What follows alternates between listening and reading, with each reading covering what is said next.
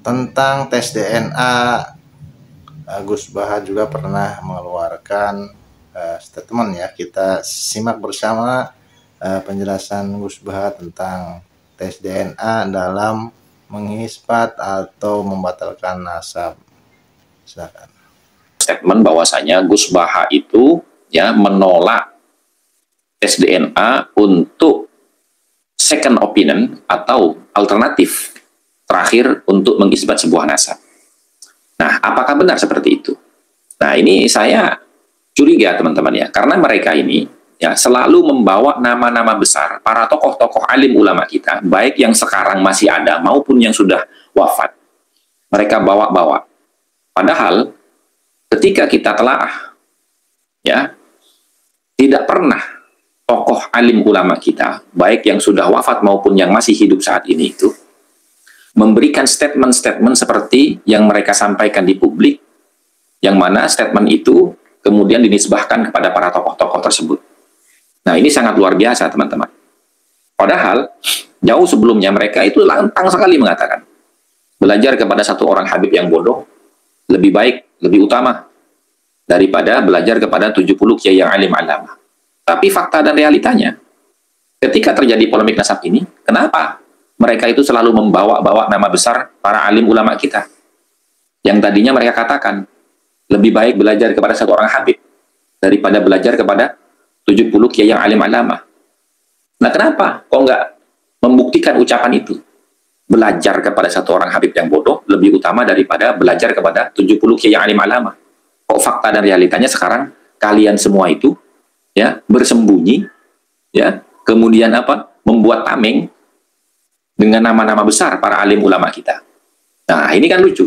Ya, kembali ke masalah tadi, benarkah Gus Baha itu menentang ya hukum kebolehan menggunakan metode tes DNA untuk meluruskan sebuah pengakuan nasab yang tidak menemukan dalil, yang tidak menemukan argumentasi yang ilmiah untuk mendukung keabsahannya, sehingga diperlukan tes DNA untuk membuktikan kebenarannya, kan begitu.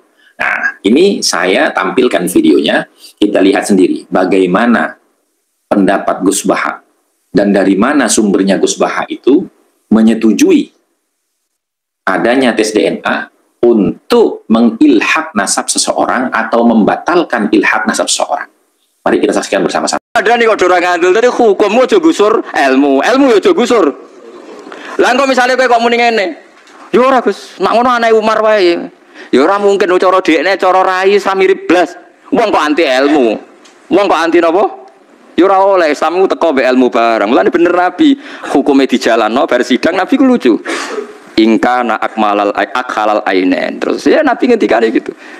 Menyebut beberapa sifat Fawwa li Syarif bin Sahma. Syarif sama itu yang nama pilnya.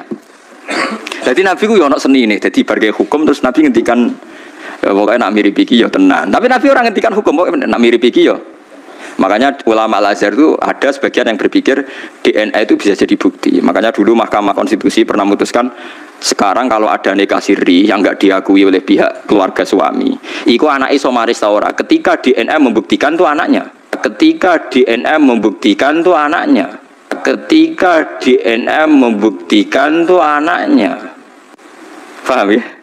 Itu tadi penjelasan mengenai tes DNA dalam membatalkan nasab atau mengisbat ya. Kalau mengisbat tidak bisa ya, mengisbat nasab itu harus dengan kitab-kitab nasab, harus dengan kajian histori, dan ya syuhroh istifadah juga harus setiap zaman, tidak hanya sekarang saja yang dibuat akhir-akhir ini.